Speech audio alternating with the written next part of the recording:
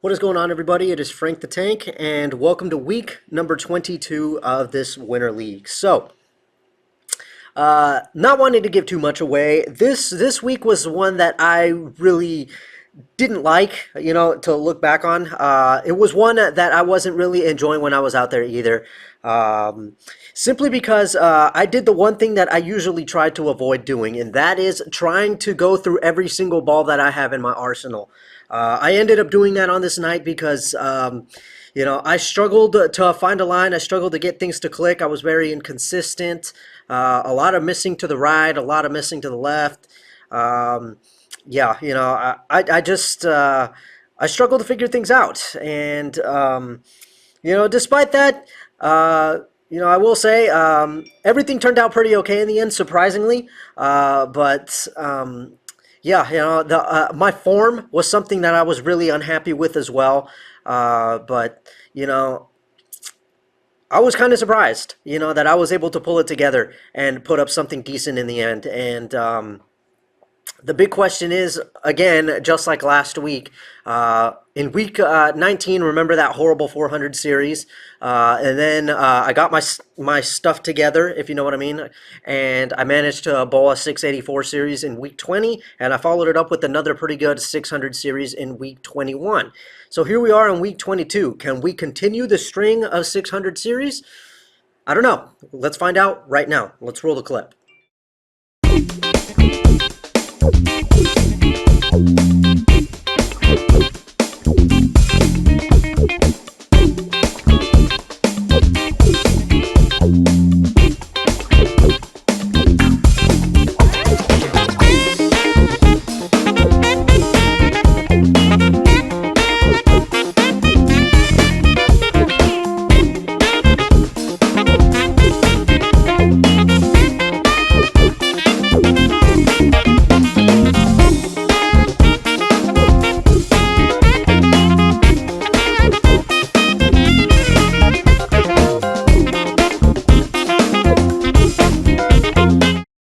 Okay, you guys, so here we go. Week number 22 officially underway. In the 10 minutes of practice, again, feeling very lost, not knowing what to do. Nothing clicked. The best thing that I could come up with was using the Trend 2. And as you can see there, got a lot of angle going through the pocket, and I ended up leaving a 9-pin. And I noticed something very crucial at going through this night, and it also caused me to make a decision for next week. And that was that I noticed that a lot of the stuff that I had was struggling to grab at the friction. So that's when I officially told myself, the next time I go back to the lanes, the first thing I'm going to do is I'm going to take a couple of bowling balls that I feel need surface changes, and I'm going to take them to the shop and get them. I'm going to get them sanded down. I'm going to have more surface put on them because I believe I did pack a phase 2 here on this night, and it was not grabbing at the friction like I had hoped it would. So what I did was I took it back to the shop, and I had my PSO sand it down from 3,000 to 2,000, along with a couple of other bowling balls that I can't really remember which ones I had the surfaces changed on them. And yeah, I noticed that going through the 10 minutes of practice, and also throughout the night too. And the only one that seemed to really grab was this Trend 2, and that's why I picked it up.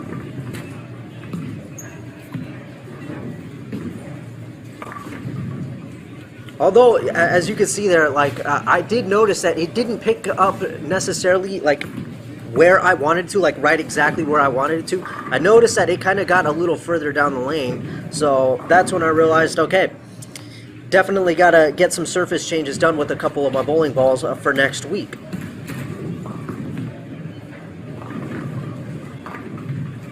But we're starting out pretty decent. 9 spare in the first, strike in the second, and a 7 spare in the third. And here we go in the 4th frame on the left lane. And yeah, the first frame we all saw what happened. Shot entered the pocket with a lot of angle, and I ended up leaving a 9-pin. And in the second frame, the speed was a bit slow, but somehow I managed to strike. And then the third frame, I didn't push the ball out right enough. And then on this one, from my eyes, it looked slightly to the left when I pushed that ball out there, and as a result, I end up leaving the 7-pin. And luckily my spare shooting was pretty okay on this night. Alright, so my apologies here. I forgot to hit the record button when I went up on the right lane, so we missed that one. So we're going to skip straight ahead to the 6th. But I made a ball change on the 5th frame. I decided after, this thing with the Trend 2, I just couldn't execute. I decided maybe let's play a little straighter and go with the Zen Master. So on that 5th frame, I went left and I went Brooklyn. Who the heck wants to see that, right? But on this left lane, as you can see here, I got it more properly. I knew this had to happen eventually. I knew one of these days I was going to forget to hit the record button. And here it is. It happened, and I missed one of the shots. It would have been worse for me if I'd have missed, like, if I'd have forgotten to hit the record button and it was a great shot. But luckily, all it was a Brooklyn strike. So I got lucky on that one. I pushed that ball too far out to the right, and it barely got back, and I ended up getting a light hit. I will say that the bad form at the foul line led to an incorrect release, and that's why that light hit ended up coming up as a result on that right lane. But here we go. A little bit better. Still didn't seem convincing, but a little bit better. Now, I did notice that the ball got further down the lane than I expected. Like, it didn't grab at the lane where I expected it to. So I thought maybe, and also as a result of those light hits, I thought maybe it was better to make the move to the right. So I made the move to 17.5. Tried it out. And I got that proper hit right there. And I thought, see, you can even see my reaction. I'm like, there it is. That's the one. All right, we've already made it to the 10th frame. That was fast. Continuing with the Zen Master, tried 17.5 on this left side. Got it left. Didn't hold. Went through the nose. Left the 610. Bad form at the foul line. Luckily, I didn't chop on it. All right, and the final shot of this 10th frame in the first game. Pretty okay at the foul line. But unfortunately, we end up leaving a split. Ball just never hooked. Alright, so somehow we managed to put together a really good 235 game in that first game. And now we move on to game number 2 with the same game plan. The Zen Master lining up on 17.5. Starting on the first frame on the left lane. And that one right there, I want to believe that the speed was a little bit slower, because it definitely looked like I got it on the right path. I didn't miss to the right too early. I didn't go past my breakpoint target. It all looked good. The only thing I can come up with here is that the speed was quite slow. And as a result, we have another 7 to deal with. Fall off at the foul line, but luckily I'm 2 for 2 on the 7 pins. Alright, so after what happened on the left lane, I feared that it would happen again on on this right lane here, so I decided to go back to 18 and see what would happen.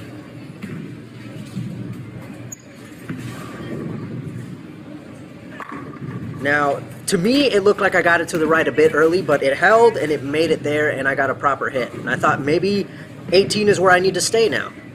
So for frame number 3, I made that move on the left lane as well. Board 18. That one was way too obvious. I got it to the right pretty early. You could pretty much see it as well for any of you experts out there. That's early right there. When I get it right about there, that's setting it up to go through the nose, because I needed to get it there. Right there, that's the proper place to get it, but unfortunately I set it up to go here instead of down there. And bam, right through the nose, leaving a 3-6. So I've been a little nervous in trying to pick these up, because in practice, I've been chopping on these quite a bit lately. But not on league nights, no sir. Alright, so I think on the 4th frame that we're at now, didn't really push that one out to the right, kept it on that 8-9 board area, a little bit all the way down pretty much. So that basically is, to me, is like a miss to the left, and that 3-6-10 leave is an obvious indicator. But I also started noticing that the ball was really like having more pop down lane, so I thought maybe, I don't know, like I don't know what I should do at this point.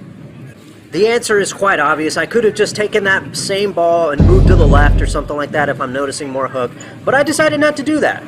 I made the decision to pick up the phase 2, and I noticed that kind of hit, and I thought, wow, this ball is not grabbing at the lane at all. Now you see why I took the phase 2 and decided to change the surface on it so that it grabs at the lane more. So yeah, on that 5th frame, on that left lane, I got it on my intended path, but after seeing that pocket hit, I realized I probably was standing in the wrong spot. So, on this right lane, moved to 20.5, got it left off my hand, and somehow got hold. But from that, I also noticed that this ball really, it's not grabbing at anything. It's just gliding its way down there. It has no pop to it. It's got no teeth. Alright, so on this shot right here, this is how I knew this ball needed to be, you know, sanded down to 2,000 or something. Look at that. Even though it was a terrible shot, missed my breakpoint target and got that ball, you know, way past it and hooked late. I noticed it, like I said, no pop. And I thought, the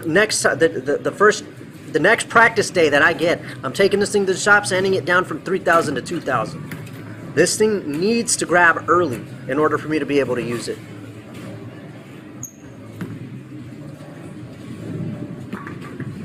So after noticing that phase 2 just did not have any teeth, you know, it was just not grabbing at anything. It was just gliding its way down there, no hook.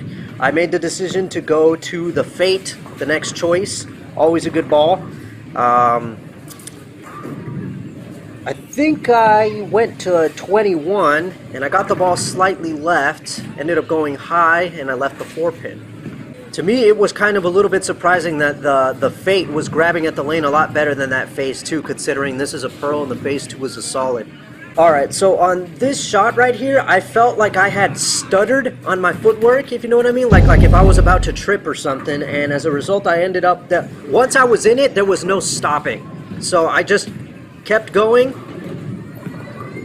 messed up at the foul line, and I don't know how I got that to strike, but it did. Alright, so we made it to the 10th frame of the second game, and things are surprisingly looking good, despite all the problems that I am facing. And I think it was because of this shot that I made the decision not to use this ball anymore.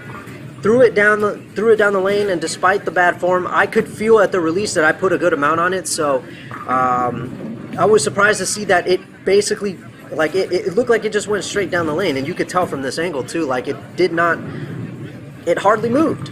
How it got to the pocket is beyond me, but then again, based on how it was rolling and how it reacted down lane, it kind of makes sense that I would leave a 10-pin with that kind of reaction.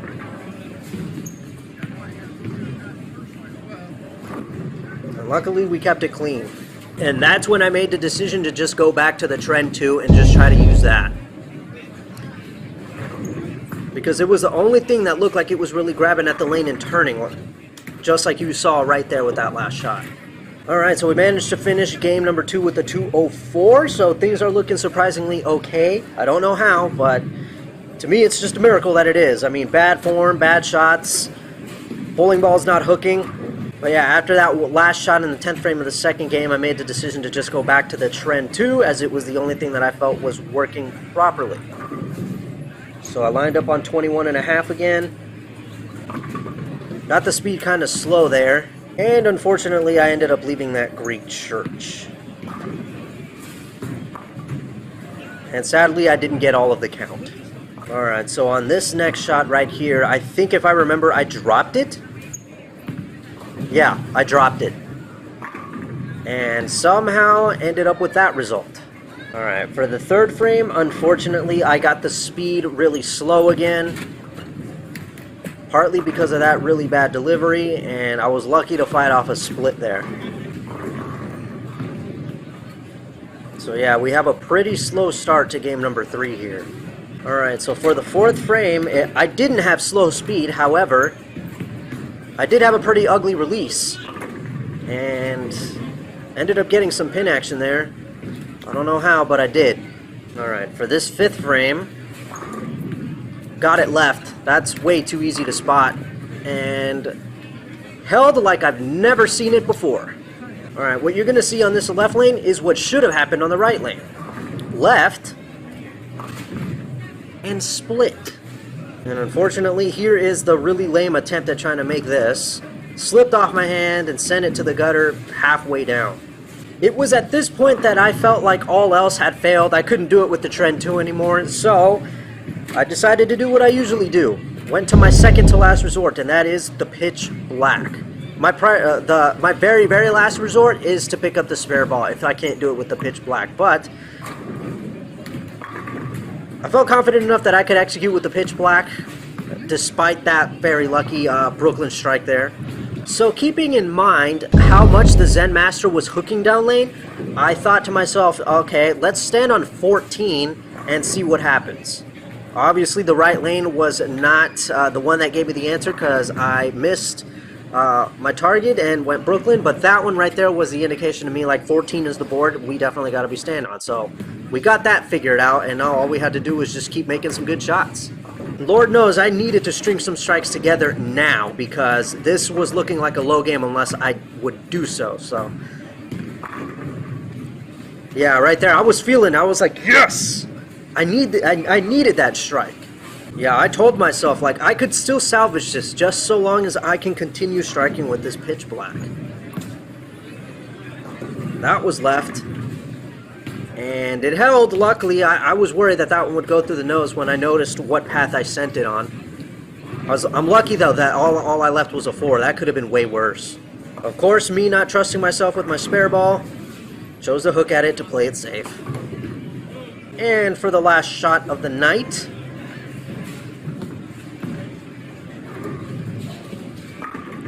that's how you end it. That was proper right there. And I think we finished that one off with the 194. So we got another 600 series to close it out. And also, a big shout out to Luis Camario, who was bowling on the lanes 15 and 16, the pair to the right of us. At the end of the night, I found out that he shot 771, which means that he also took the season high score. So that means that my 279 is no longer the high score. His he now has the new high score. He got, this is crazy. Wait till you listen to this. I found out that he got 213 in game 1, 276 in game 2, and he made a run for 300. Well, he tried to make a run for 300 in game 3, but he could only get 282. He got to the front 10, and then I think he messed up on the 11th shot. He left a split. He left the 3-6 with the 4-7, and unfortunately he was just totally done, and he didn't even bother to try to make the split, so he totally just ended up tossing it in the gutter, and he ended up with 282. So yeah, 771 for Luis Camario. He now has the new high score. Congratulations to him. That was insane. And you know what's even crazier? I'm going to let you know about that in a little bit, but first let's take a look at the summary. Alright guys, so here's the summary for week number 22. For game 1, we managed to get 235. Brilliant way to start. Game 2, things got a little bit lower with the 204, and then game 3, things got even lower. How I am glad that it was only 3 games. I can only imagine how much lower the score would have gotten. But we managed to finish it out with a 194, all for a 633 series total. How I did that, I do not know, considering the amount of probs I was having out on the lanes. But yeah, down from last week's series total, which was 640. The series required to raise my average was 639, and I fell just short of that. And the pin total after week 22 is now 13,326 after 66 games. That keeps my average at 201, but increases from 0.47 to 0.90, so we're getting closer to 202, guys. If I could just put up another decent series in week 23, we could definitely raise it to 202. But that crazy thing that I was telling you about, I talked about Luis Camario and that crazy 771 series that he got. And the crazy thing is that for week 23, I found out that we're going to have to go head-to-head with him. So that is going to be very interesting to see. Will he be able to continue that crazy run that he had from this week? Or will he fall through the cracks? Because he admitted to me kind of that he's like kind of like a bit of an on and off switch. Like sometimes he bowls good, sometimes he doesn't. So, but he's been on a warpath lately, ladies and gentlemen. He has been on an absolute run. Just 3 weeks ago from this week, I found out that he shot 732. So Unfortunately, that thing about him being an on and off switch, after he shot 732, the next week he shot 530, no, not 530, 594, and then he followed it up with this 771 series. So it's going to be very interesting to see what will happen in week 23 when we have to face him. And how I will do in comparison. But one thing that I definitely plan on doing is taking the phase 2, now that I have it sanded down to 2,000 grit Abralon after the ball was on 3,000 grit Abralon. And yeah, but first things first, I'm going to play it smart, and I'm going to take it to practice, and I'm going to see just how it handles the lane now that it has more surface on it. And I trust that it will do a lot better, enough for me to be able to bring it to league and to score good with it. So, yeah, that's it for week number 22. I hope you guys enjoyed that, and I cannot wait to see what happens in week 23. Peace.